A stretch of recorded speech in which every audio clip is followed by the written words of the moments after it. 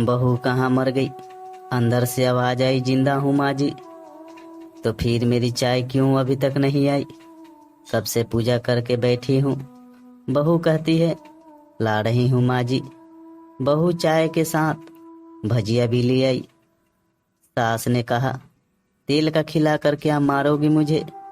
बहू ने कहा, ठीक है माँ जी, ले जाती हूँ। सास ने कहा, रहने दे, अब बना दिया है तो खा लेती हूँ। सास ने भजिया उठाई और कहा, कितनी गंदी भजिया बनाई है तुमने। बहू ने बोली, माँ जी मुझे कपड़े धोने हैं, मैं जाती हूँ। बहू दरवाजे के पास छिप कर खड़ी हो गई। सास भजिया पर टूट पड़ी और पूरी भजिया खत्म कर दी। बहू मुस्कुराई और काम पर लग गई। दोपहर के खाने का वक्त हुआ। सास ने फिर आवाज लगाई, कुछ खाने को मिलेगा? बहू ने आवाज नहीं दी। सास फिर चिल्लाई, भूखे मारेगी क्या? बहू आई, सामने खिचड़ी रख दी। सास गुस्से में बोलती है, ये क्या है? मुझे इसे नहीं खाना, इसे ले जाओ। बहू ने कहा, आपको डॉक्टर ने दिन में खिचड़ी खाने को कहा है, खाना तो पड़ेगा ही। सास मुंह बनाते हुए कहा, हाँ तू मेरी माँ बन जा। बहू फिर मुस्कुराई और चली गई। आज इनके घर पूजा थी। बहू सुबह 4 बजे से उठ गई। पहले स्नान किया, फिर फूल लाई, माला बनाई, रसोई साफ की, पकवान और भोज बनाया। सुबह के 10 बज गए। अब सास भी उठ चुकी थी। बहू अब पंडित जी के साथ भगवान के वस्त्र तैयार कर रही थी। आज ऑफिस की छुट्टी भी थी। उनके पति भी घर पर थे। पूजा शुरू हुई। सास चिल्लाती, बहू ये नहीं है, वो नहीं है। बहू दौड़ी दौड़ी आती और सब करती। अब दोपहर के 3 बज गए थे। आरती की तैयारी चल रही थी। पंडित जी ने सबको आरती के लिए बुलाया और सबके हाथों में थाली दी। जैसे ही बहू ने थाली पकड़ी, थाली हाथों से गिर पड़ी। शायद भोज बनाते हुए बहू के हाथों में तेल लगा था, जिसे वो पोंछना भूल गई थी। सारे लोग तरह तरह की बातें करने लगे। कैसी बहू है, कुछ नहीं आता, एक काम भी ठीक से नहीं कर सकती, ना जाने कैसी बहू उठा लाए। एक आरती की थाली भी संभाल नहीं सकी। उसके पति भी गुस्सा हो गए, पर सास चुप रही, कुछ नहीं कहा, बस यही बोल के छोड़ दिया, सीख रही है, सब सीख जाएगी धीरे धीरे। अब सबको खाना परोसा जाने लगा। बहू दौड़ दौड़ के खाना देती, फिर पानी लाती। करीब 70-80 लोग हो गए थे। इधर 2 नौकर और बहू अकेली। फिर भी वहां सारा काम बहुत ही अच्छे तरीके से करती। अब उसकी सास और कुछ आस पड़ोस के लोग खाने पर बैठे। बहू ने खाना परोसना शुरू किया। सबको खाना दे दिया गया। जैसे ही पहला निवाला सास ने खाया, तुमने नमक ठीक नहीं डाला क्या? ये काम ठीक से नहीं करती, पता नहीं मेरे बाद कैसे ये घर संभालेगी। आस पड़ोस वालों को तो जानते ही हो साहब, वो बस बहाना ढूंढते हैं नुक्स निकालने का। फिर वो सब शुरू हो गए। ऐसा खाना है, ऐसी बहू है। दिन का खाना हो चुका था। अब बहू बर्तन साफ करने नौकरों के साथ लग गई।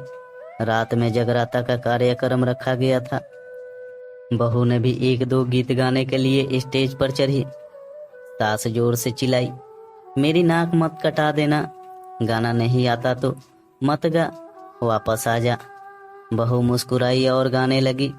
सबने उसके गाने की तारीफ की, पर सास मुंह फुलाते हुए बोली, इससे अच्छा तो मैं गाती थी जवानी में, तुझे तो कुछ भी नहीं आता। बहू मुस्कुराई और चली गई। अब रात का खाना खिलाया जा रहा था। उसके पति के ऑफिस के दोस्त साइड में ही ड्रिंक करने लगे। उसका पति चिल्लाता, थोड़ा बर्फ लाओ, तो सास चिल्लाती, यहाँ दाल नहीं है। फिर चिल्लाता, कोल्ड ड्रिंक नहीं है, पापड़ ले आओ। इधर उधर आखिरी में उसके पति की शराब गिर पड़ी उसके एक दोस्त पर और बोतल टूट गई। पति गुस्से में 2 झापड़ अपनी पत्नी को लगाते हुए कहता है, जाहिल कहीं की, देख कर नहीं कर सकती, तुझे इतना भी काम नहीं आता। सारे लोग देखने लगे। उसकी पत्नी रोते हुए कमरे की तरफ दौड़ी। फिर उसके दोस्तों ने कहा, क्या यार, पूरा मूड खराब कर दिया। यहाँ नहीं बुलाया होता, हम कहीं और पार्टी कर लेते। कैसी अनपढ़ गंवार बीबी ला रखी है तूने। उसे तो मेहमानों की इज्जत और काम करना तक नहीं आता। तुमने तो हमारी बेइज्जती कर दी। अब आस पड़ोस की औरतों को और बहाना मिल गया था। वो कहने लगी, देखो क्या कर दिया तुम्हारी बहू ने, कोई काम की नहीं है। मैं तो कहती हूँ अपने बेटे की दूसरी शादी करा दो, छुटकारा पाओ इस गंवार से। सास उठी और अपने बेटे के पास जाकर उसे थप्पड़ मारा और कहा, अरे नालायक, तुमने मेरी बहू को मारा, तेरी हिम्मत कैसी हुई, तेरी टांग तोड़ दूंगी। उसके बेटे के दोस्त कुछ कहने वाली ही थे कि उसकी माँ ने घूरते हुए कहा, चुप, बिल्कुल चुप, यहाँ दारू पीने आए हो, जबकि पता है आज पूजा है और तुम्हें पार्टी करनी है। कैसे संस्कार दिए हैं तुम्हारे माता पिता ने। और किसने मेरी बहू को जाहिल बोला।